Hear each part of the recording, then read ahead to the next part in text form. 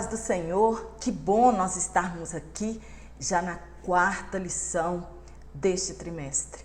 Eu sou Jane Martins de Souza, professora e superintendente de Escola Bíblica Dominical. E sou grata a Deus por mais esta oportunidade que Ele tem me dado de estar aqui juntinho com você para aprendermos da Palavra de Deus. E quero dizer para você que fico muito feliz da sua presença aqui no meu canal e dos comentários também.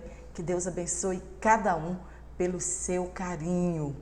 E hoje, nessa lição de número 4, nós vamos falar sobre Jesus é superior a Josué, o meio de entrar no repouso de Deus.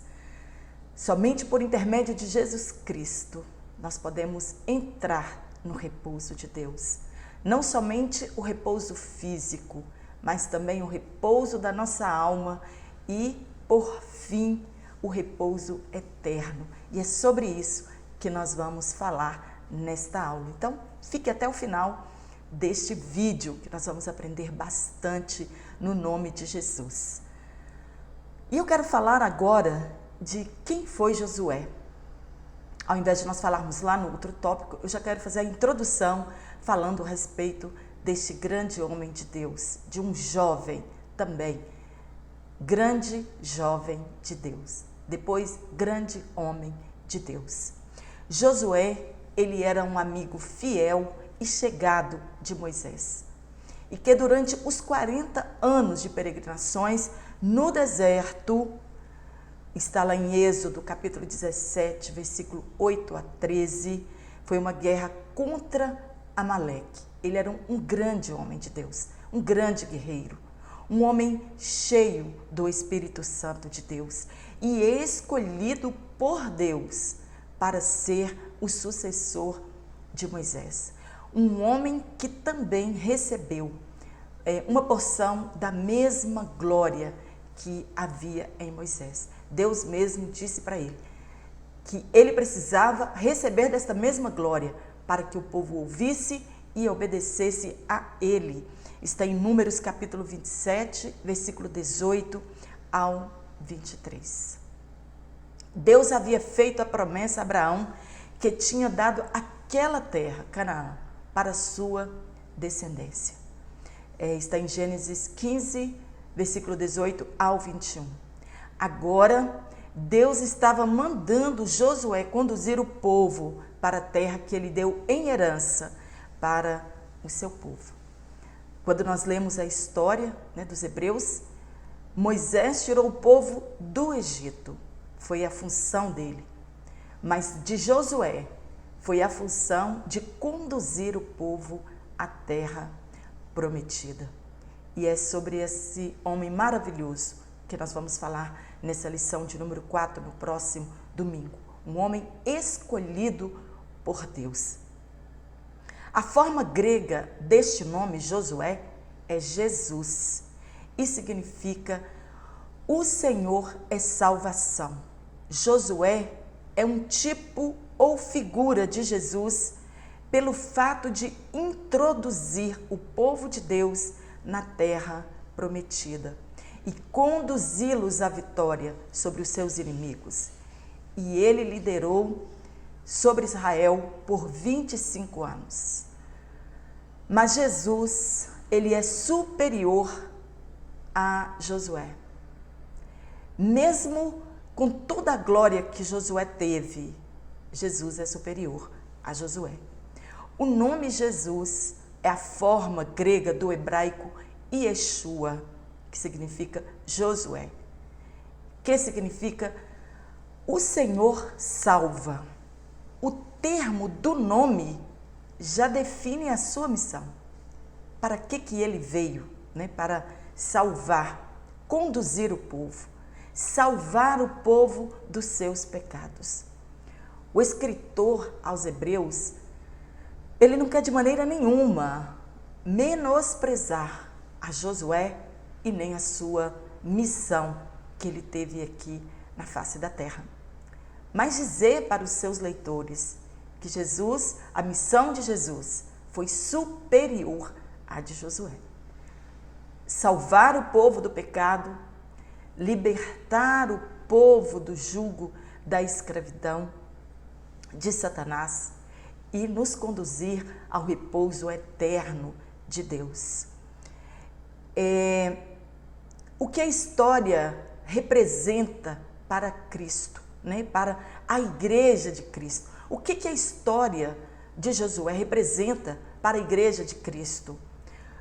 Que o ministério de Josué, ele foi apenas terreno, né? Josué cumpriu a sua missão aqui e pronto. O ministério dele foi temporário e ele foi incompleto. Enquanto que o ministério de Jesus, ele proveu para nós um descanso celestial, eterno e completo. E Josué não conquistou toda a terra, né? Quando nós lemos lá, nós vamos encontrar que ele não conquistou toda a terra. Nem todos alcançaram aquele descanso terreno. Muitos tombaram no deserto devido à incredulidade e à desobediência. Eles rejeitaram a palavra de Deus. Nós já aprendemos que nem diante de tantos milagres operados, né, de tantas maravilhas, de tantos sinais que aquele povo viu, o povo não deixou de provocar a Deus durante 40 anos. E Deus irou-se e disse que eles não entrariam, que aquela geração não entraria na Canaã terrena, que eles não entrariam na terra prometida, que eles não iam alcançar o descanso da escravidão.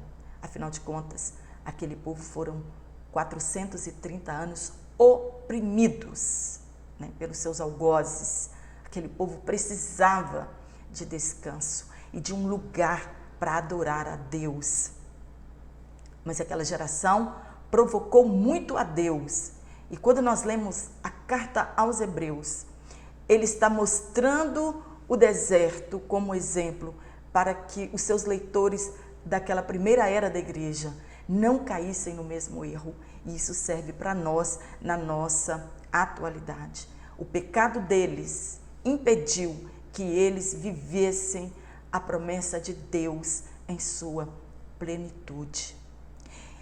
E o autor vai dizer para os seus leitores, está acontecendo o mesmo com vocês. E pela mesma razão, desobediência e incredulidade, desprezando a palavra de Deus.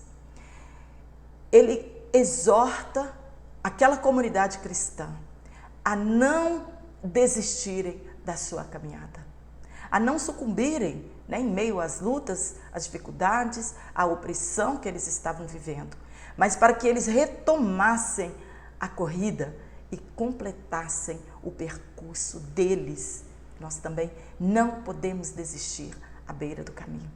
Nós precisamos retomar o nosso caminho, a nossa jornada, para chegarmos até o final deste repouso prometido por Deus na eternidade. No primeiro tópico, nós vamos falar sobre Jesus proveu uma mensagem superior à de Josué. A mensagem de Josué era conduzir o povo e entrar na terra prometida. A mensagem de Jesus, ela é muito superior a isso. No primeiro ponto, é uma mensagem que deve ser recebida pela fé. De que fé é esta que o escritor está falando? É a fé salvífica. Esta fé, ela nos leva a receber Cristo como nosso Salvador através da pregação do Evangelho. E aí, nós tomamos posse de todos os benefícios desta tão grande salvação. É tomar posse pela fé de todos os benefícios que a salvação que Cristo proveu por nós temos direito. Evangelho significa boas novas.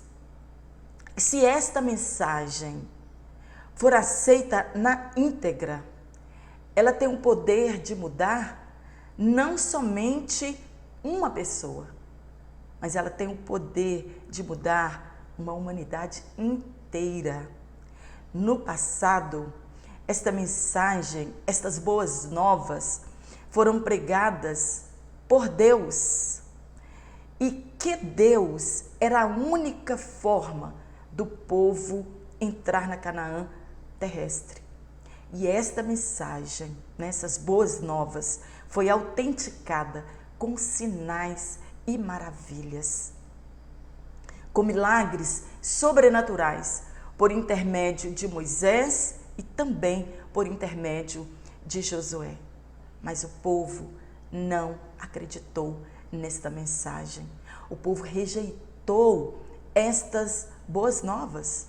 Foram sinais que nunca tinham acontecido, na face da terra. Ninguém nunca tinha visto milagres tão maravilhosos quanto o povo de Israel viu e também os gentios daquela época viram. A palavra pregada nada lhes aproveitou. E agora, na nova aliança, o Evangelho de Cristo também é pregado, cuja mensagem centraliza em Cristo o único meio do homem herdar a vida eterna. E foi anunciado a eles a libertação por meio da cruz. E o Evangelho de Jesus também foi autenticado com sinais e maravilhas. E o escritor quer dizer a eles que somente por meio da fé nós aceitamos essas promessas.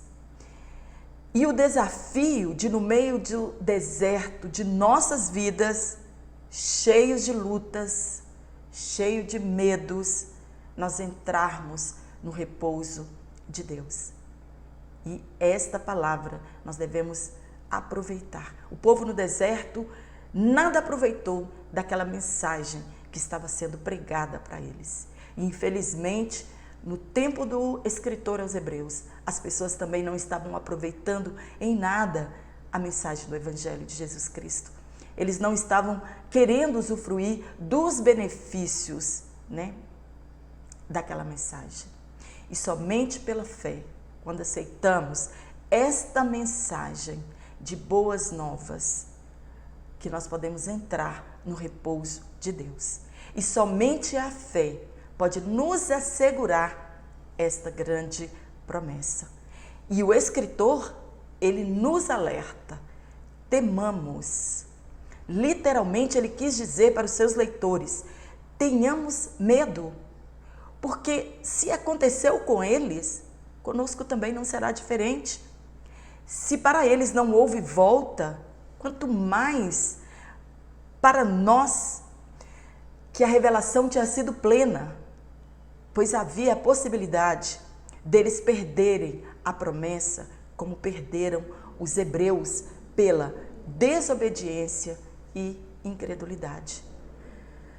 Ele estava exortando a eles para que eles não caíssem no mesmo erro, na mesma incredulidade, para que eles não deixassem a promessa para trás, ou que eles deixassem a promessa de lado. No terceiro ponto, as promessas de Deus para o seu povo, elas geralmente são condicionais.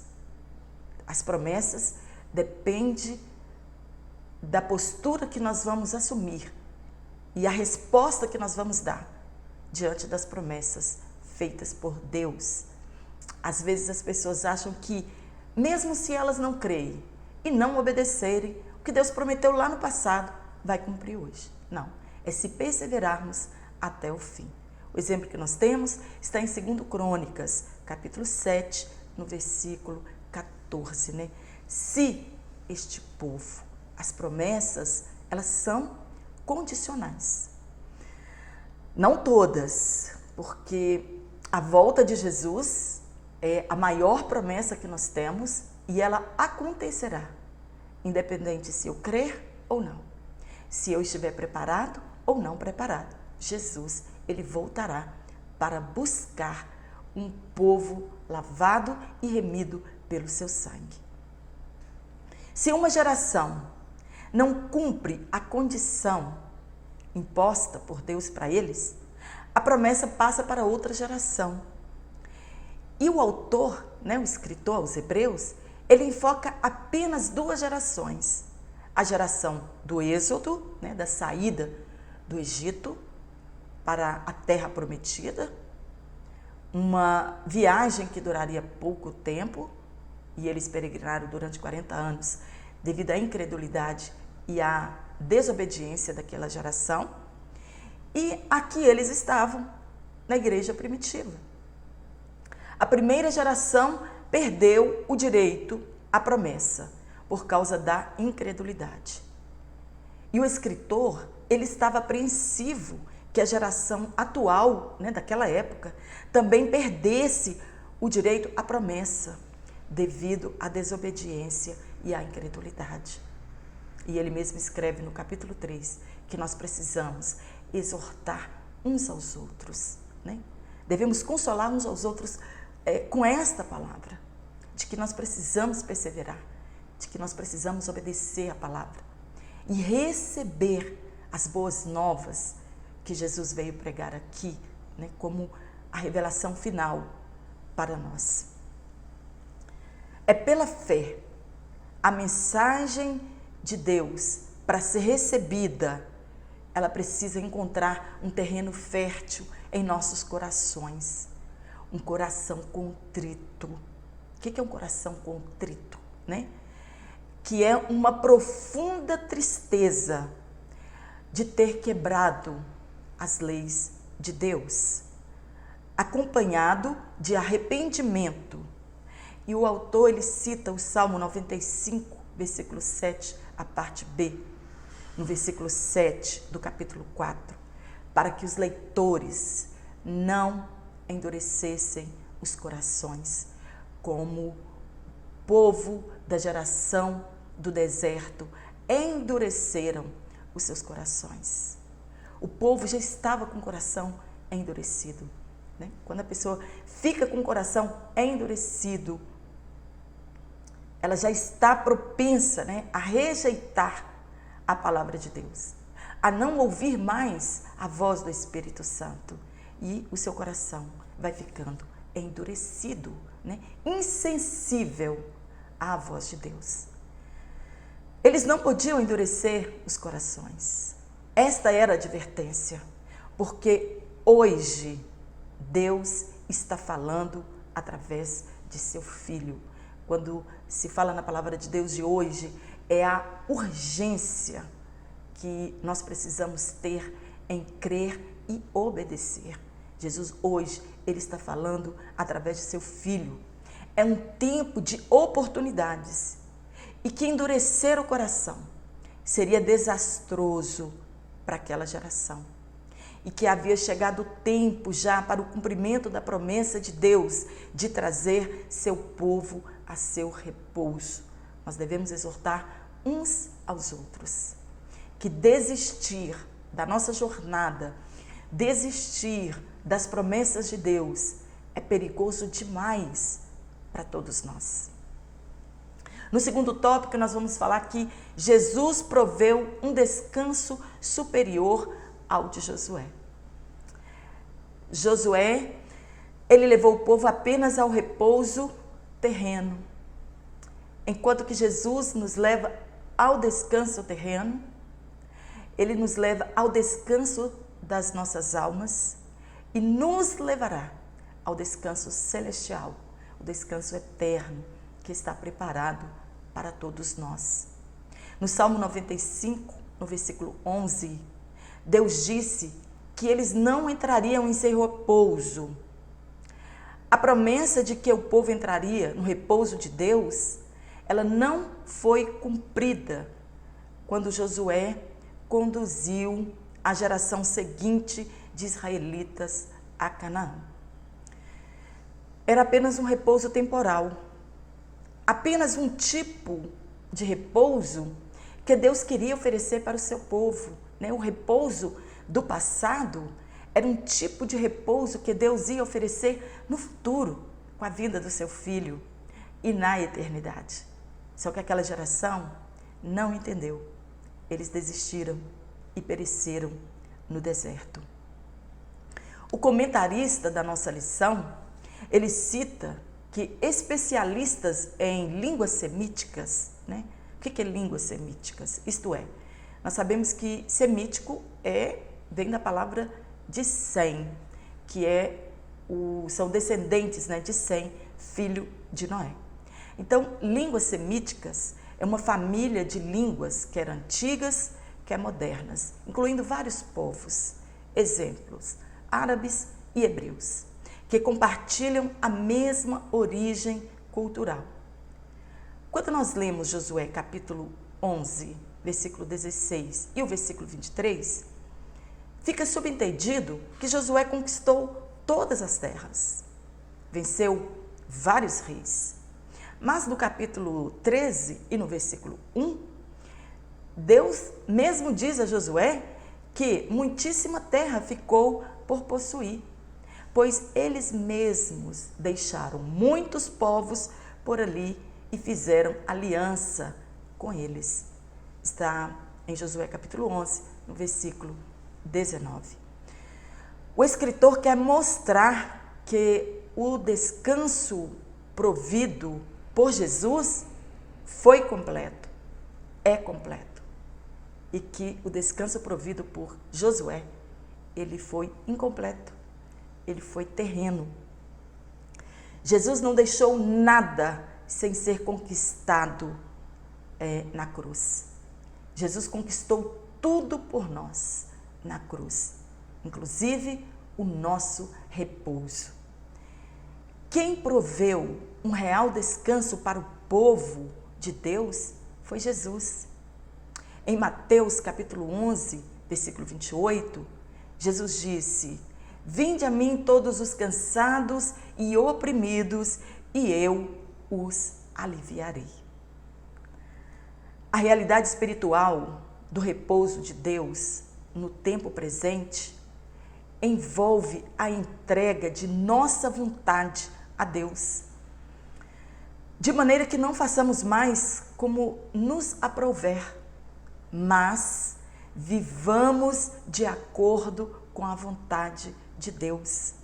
Cessamos assim as nossas próprias obras e deixamos que Ele trabalhe em nós. Nós deixamos que o Espírito Santo trabalhe em nós, na nossa vontade, e que nós não façamos mais a nossa, mas a vontade de Deus. Isso é descansar em Deus.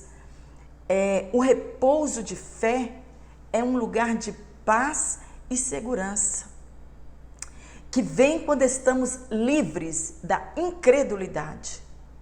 É o repouso de esforços de uma vida, quando nós nos rendemos totalmente a Deus. Fica claro que o escritor fala de um repouso espiritual também, além do repouso no futuro final dos tempos, no final dos tempos prometidos por Deus. Na nova aliança, o repouso que Jesus nos dá, ele é maravilhoso. Deus é maravilhoso. Ele criou um dia de descanso para nós também, físico, o sabá hebraico, que significa descanso. Nós precisamos entrar neste sábado, ou precisamos entrar neste descanso. O nosso corpo físico precisa de ter um dia para descansar dos afazeres e concentrarmos na adoração a Deus. Nosso corpo precisa disso, descanso. E além do descanso físico, deste descanso, Jesus também nos proporciona descansarmos nele. Deixar de lutar nossas lutas espirituais e entregar tudo a Ele e confiar nele. Precisamos descansar em Deus. Está em Salmo 37, versículo 7, na parte A. Descansar em Deus. O Salmo 91, verso 1, também é descansar à sombra do Onipotente. E Hebreus, capítulo 4, versículo 10. Devemos nos esforçar para que aquele repouso nós possamos entrar nele. A Escritura Sagrada salienta que ainda nos resta um repouso, afirmando que o nosso repouso mesmo não é aqui. Está em Miqueias, capítulo 2, versículo 10. Embora desfrutamos das bênçãos do reino aqui na era presente, todavia, o futuro aguarda a sua plenitude. Nada de lutas, né? Josué e o povo de Israel tiveram de lutar muito para conquistar Canaã. Nós aqui também travamos diversas lutas espirituais. Nós aqui também temos que lutar. Paulo diz que ele combateu o bom combate. Nós também precisamos combater. E somente pela fé alcançaremos o repouso futuro, onde não haverá morte, nem lágrimas, nem tristezas, nem doenças. Nós devemos crer, sem desfalecer, perseverar, pois sem fé é impossível agradar a Deus. Entrar no repouso de Deus exige de nós diligência, uma busca sincera e uma fé ativa, expressa em obediência. O autor, ele queria evitar outra tragédia espiritual. Os que entram neste repouso de Deus, neste descanso, eles não cairão em fraquezas, seguindo o exemplo da geração do deserto. Quando Deus, no 7º dia, descansou de suas obras, isso não quer dizer que Deus ficou ocioso, mas que não havia mais nada para ser criado. Tudo estava pronto. Jesus disse: meu Pai trabalha até agora, e eu também. Está em João 5:17. O fato de Jesus estar sentado ao lado do Pai não indica repouso, mas é o testemunho dele duradouro. E a nossa participação no repouso de Deus, ela é baseada na obra consumada de Cristo na cruz. O nosso tópico 3, nós vamos falar que Jesus proveu uma orientação superior à de Josué. O que é a palavra de Deus? É tudo aquilo que Deus fala, seja nas Escrituras, seja através de Jesus Cristo, pela pregação do Evangelho ou pela voz do Espírito Santo. A palavra de Deus, ela é viva. Ela produz vida em quem a ouve e ela produz resultados também em nossas vidas. De um modo diferente das palavras humanas, a palavra de Deus, ela é onisciente e penetrante. E além disso, ela possui o poder de realizar o propósito de Deus pela qual ela é enviada. Está em Isaías, capítulo 55, versículo 11. O alvo é certo. Esta palavra, ela é sempre infalível. Ela é vida espiritual para quem a recebe e condenação para quem a rejeita. A palavra de Deus, ela não é estática, parada. A palavra de Deus, ela é criadora. Está lá em Gênesis, no capítulo 1. A palavra de Deus, ela leva ao crescimento espiritual, falou o profeta Isaías. O cristão que não lê e que não ouve a palavra de Deus, ele não se alimenta e definha-se espiritualmente. Jesus, ele é chamado de o verbo da vida. Ele é a palavra. Está em João capítulo 1, versículo 1. Esta palavra, ela libera graça e poder e revelação, nos quais nós crescemos na fé e na dedicação a Jesus Cristo. Os israelitas falharam em não ouvir a mensagem de Deus, isto é, não obedeceram a palavra de Moisés e Josué. E nós também falharemos se não ouvirmos a palavra de Jesus. Eles deviam estar prontos para obedecer esta palavra. E nós também devemos estar prontos.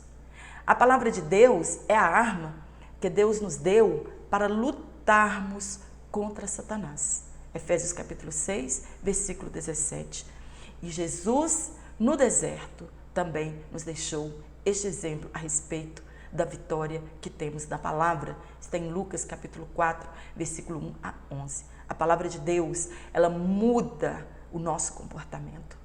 Quando lemos a história de Martim Lutero, nós encontramos na história daquele grande homem que, quando ele estava lendo a carta aos Romanos, aquela carta mudou a sua vida. E ele então pregou na porta da igreja e houve o que nós conhecemos de reforma protestante. A palavra de Deus, ela tem um poder de nos julgar. E se rejeitarmos, ela nos condenará.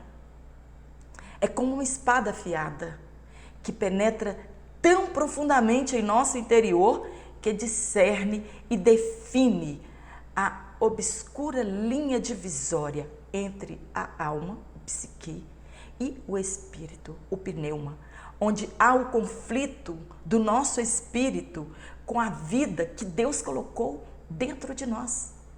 E ela faz esta divisão. Somente a palavra de Deus pode fazer essa divisão e penetrar no interior do homem.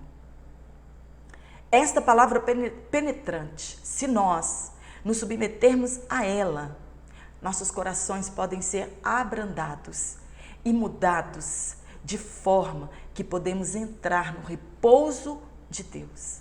Hebreus capítulo 4, versículo 11 e 12, nos lembra da seriedade de nossas escolhas quando respondemos a Deus e a sua palavra.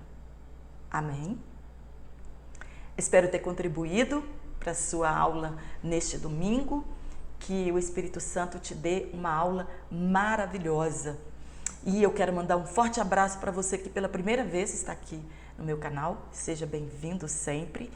E quero mandar um abraço para as pessoas que estão comentando também nas minhas aulas. Claro que não dá para me mandar para todos em apenas um vídeo, mas em toda aula eu vou mandar um abraço carinhoso para cada um de vocês que tem comentado nos meus vídeos. E eu quero mandar um abraço para Charles Missionária Milza, para Neuza Toledo, para o Antônio Braga, para o irmão Jairo Francisco, para o irmão Paulo Manuel, Judenice, Igor de Deus, Cristiana dos Santos, Detona Games, Wilson Cardoso, Antônia Duarte, Paulo Paulino e o nosso irmão Lemuel Barbosa. Forte abraço para você.